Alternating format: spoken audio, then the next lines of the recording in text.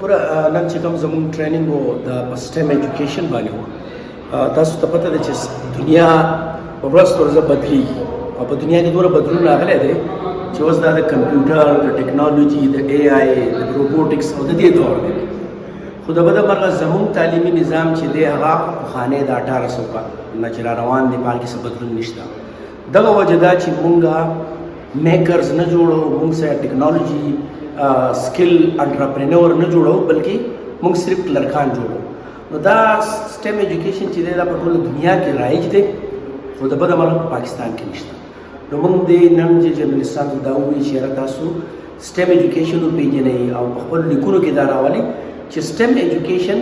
پاکستانی گورنمنٹ هم په ټولو سکولونو کې نافذ کړي او د موجوده دور چې کومې تقاضي دي د هغې سره یو شان روان شي سټیم ایجوکیشن ډېر مخکینی دی خو د بده مرغه دلته نشته سټیم ایجوکیشن مطلب دا دی ساینس ټیکنالوژي انجینیرینګ میتھمیټکس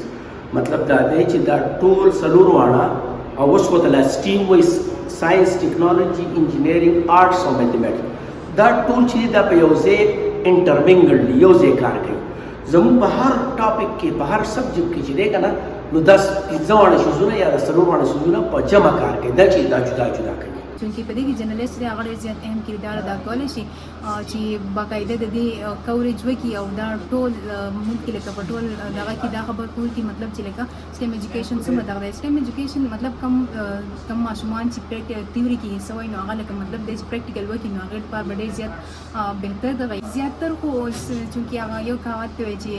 کله یو سړی سبق وایي نو سړی لکه وایي نو چې ښځه وایي نو د ټول د هغه فیملي چې د هغه وایي نو زه یم چې لکه سټیم حوالې سره اویرنس زیاتر فیمیل ته ورکول پکار دي